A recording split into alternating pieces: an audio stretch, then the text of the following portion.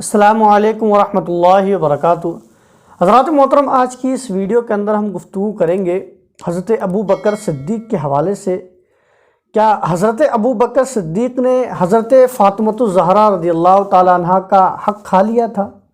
حق کو دبا لیا تھا؟ کہ جس طریقے سے یہ جو شیعہ بد مذہب ہیں، جو اس طرح کی باتیں کرتے رہتے ہیں دھڑلے کے ساتھ اپنے اسٹیجوں کے اندر، اپنی مساجد کے اندر کے ساتھ، حضرت ابو بکر صدیق نے حضرت فاطمہ کا حق دبا لیا، حضرت فاطمہ کو ان کا حق نہیں دیا گیا، تو انشاءاللہ آج کی اس ویڈیو کے اندر ہم اسی ٹاپک کے اوپر گفتگو کریں گے۔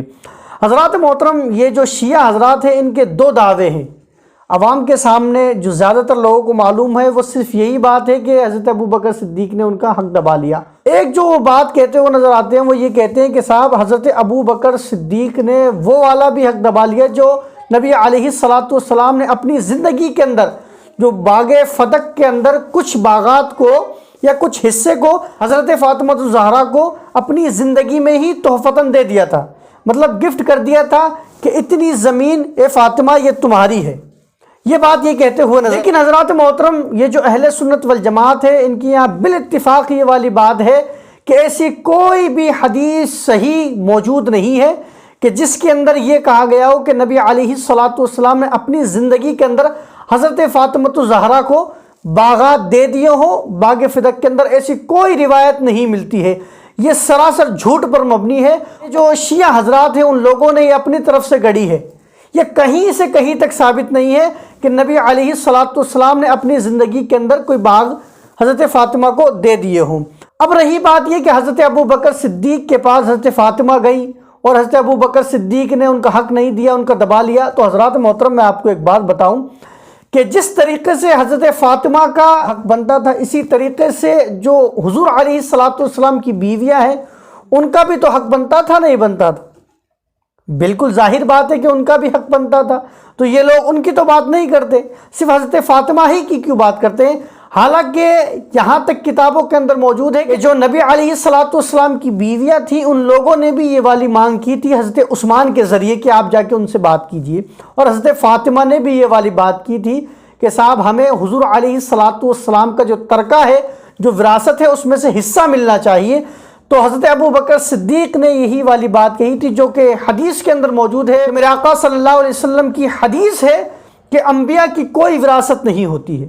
اگر کوئی وراثت ہوتی ہے انبیاء کی تو وہ علم ہوتا ہے، اور جو اس کو جتنا زیادہ حاصل کرے گا وہ اس کے لیے اتنا زیادہ بہتر ہوگا۔ یعنی نبی علیہ السلام نے صاف اس بات سے ارشاد فرما دیا کہ نبی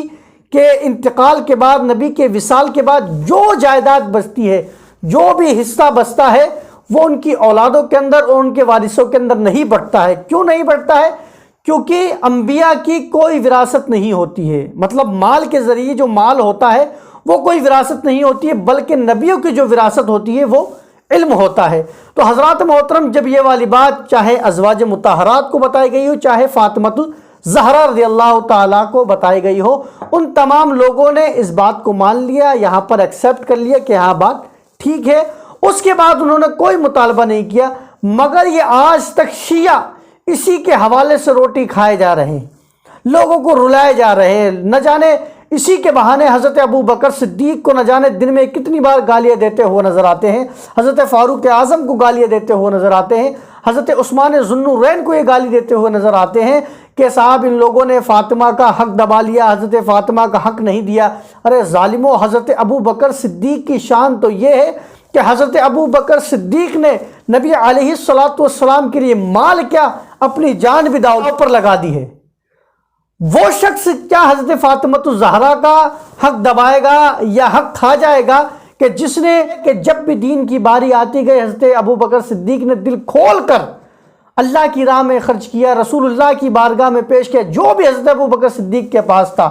کیا صحابہ اکرام بھی ایسے ہو سکتے ہیں کہ جن کے دلوں میں لالچ ہو؟ معاذ اللہ، اللہ کی پناہ اس بات سے۔ پتہ کیا چلتا ہے، یہ جو شیعہ حضرات ہیں یہ حضرت ابو بکر صدیق پر تہمت لگا رہے ہیں، اور یہ اسی طریقے سے تہمت لگاتے رہیں گے، لیکن حضرت ابو بکر صدیق کی ذات کے اوپر اس سے کوئی فرق نہیں پڑتا۔ وہ آپ مثال لے لیجئے کہ اگر کتا چاند کو دیکھ کر بھوکے تو چاند کو کوئی فرق نہیں پڑتا، اسی طریقے سے اگر کوئی انسان حضرت ابو بکر صدیق پر بھوک رہا ہے تو وہ اپنا کتا پنا دکھا رہا ہے، وہ یہ دکھا رہا ہے کہ میں کتنا بڑا کتا ہوں، کتے سے بھی گھٹیا انسان ہے، کیونکہ کوئی بھی کتا حضرت ابوبکر صدیق کا مخالف نہیں ہو سکتا، دشمن نہیں ہو سکتا، لیکن یہ جہنمی کتے ہیں جو حضرت ابوبکر صدیق پر اب بھی بھونک رہے ہیں۔ الحمدللہ اہل سنت والجماعت کا یہ عقیدہ ہے کہ حضرت ابوبکر صدیق صادق بھی ہے اور الحمدللہ عادل بھی ہے۔